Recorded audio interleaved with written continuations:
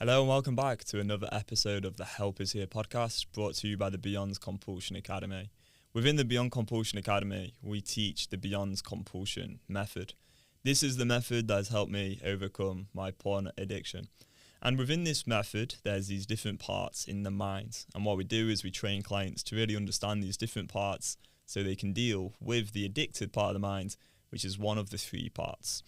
The addicted part of the mind's got one job. It wants you to relapse. It does this with junky thoughts, unanswerable questions, and really it can try all kinds of different tricks, strategies, and really quite deceitful ploys to try and get you to relapse and try and get you to engage in any kind of compulsive behaviour.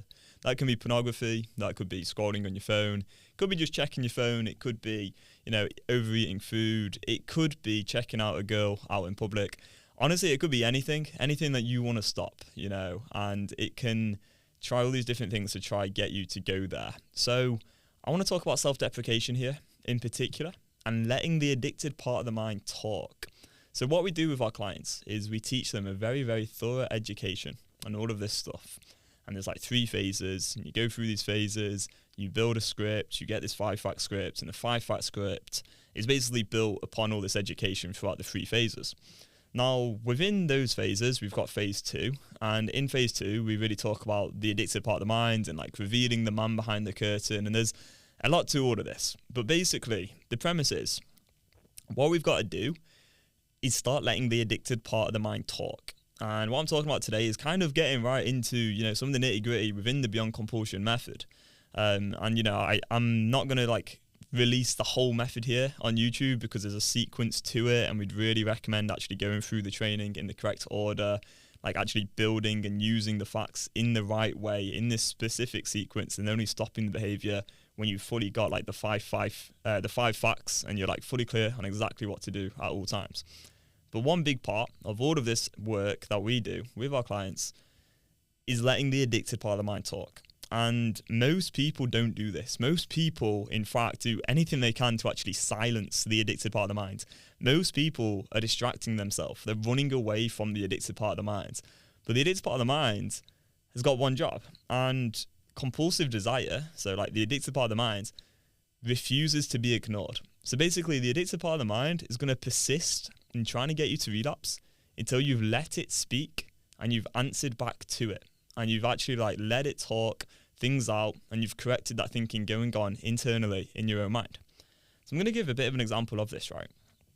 This morning, I wake up, and not that late, around sort of maybe 7:45, something like that, have a nice coffee, have a yogurt bowl with my partner, and then I go downstairs into this co-working space in my flat, and I get to work, creating a presentation to then do a video in here today.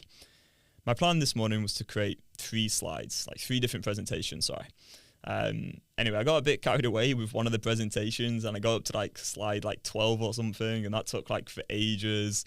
And then my girlfriend wanted me to take the bin out, and then I was washing up the yogurt bowls, and then there was these things with the estate agents to sort out, and essentially there was just one thing after another.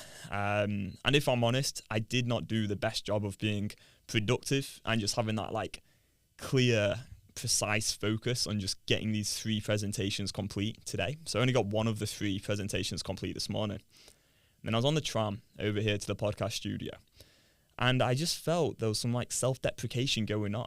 And the thoughts on some level, they weren't explicit thoughts like this, but I think the underlying kind of thoughts that were leading certain feelings were along the lines of why didn't you get those presentations done? You're such an idiot. You should have prioritized that instead of checking your WhatsApp business messages, and instead of checking your emails, why didn't you do this? And it was just a lot of that thinking was quite negative sort of thinking. A lot of it self-deprecating kind of thinking. And because I've got this education on the addictive part of the mind and these different parts, it's quite clear to me. It's oh, here we go. Hello, addicted part of the mind. How you doing today, mate? Because it's just the addicted part of the mind, and it's it's so interesting because since I identified that as the addicted part of the mind, I got clear oh yeah, that's just the addicted part of the mind trying to make me feel shit to try to get me to check my phone or do something compulsive. Once I got clear on that, just use my script, kind of thought through my choice in that moment, got super rational again, and ever since it's that kind of thinking, that negative thinking it's ended. It's not here right now. It's gone. See you later. And it's so cool how this works. And like all our clients get to experience this as well, because when you have this thorough, deep understanding of the addictive part of the mind and how it's going to try anything it can to get you to relapse, and you've got a rational way to correct that thinking, then you're going to be in a very, very powerful position. And instead, it's kind of like you switch from being reactive, where maybe you're avoiding the triggers and you've got blockers installed and you're going to the gym every day and you're trying to, get yourself away from having any desires. It's like you switch from that reactive kind of state where you're actually scared of the addictive part of the mind. You don't have that self-trust at all. And now you're on the attack and you're being proactive and you're like looking out for opportunities to like see the addictive part of the mind, do some talking, and then answer back to it and change those neural pathways a little bit more, just moment by moment. And it's such an awesome thing to do, and it is possible to do this. And that's why I do believe for every single person listening to this right now, you can 100% overcome a porn addiction and end all compulsive behaviours that you want to stop. So that's all I really want to talk about today. It's just letting the addictive part of the mind talk, and how for a lot of people, if they've not had like the right training on all of this stuff, they're scared of the addictive part of the mind and they fear having urges. And I just don't think that's a good long-term sustainable solution. And that's why most people, they end up relapsing over and over and stay stuck for decades.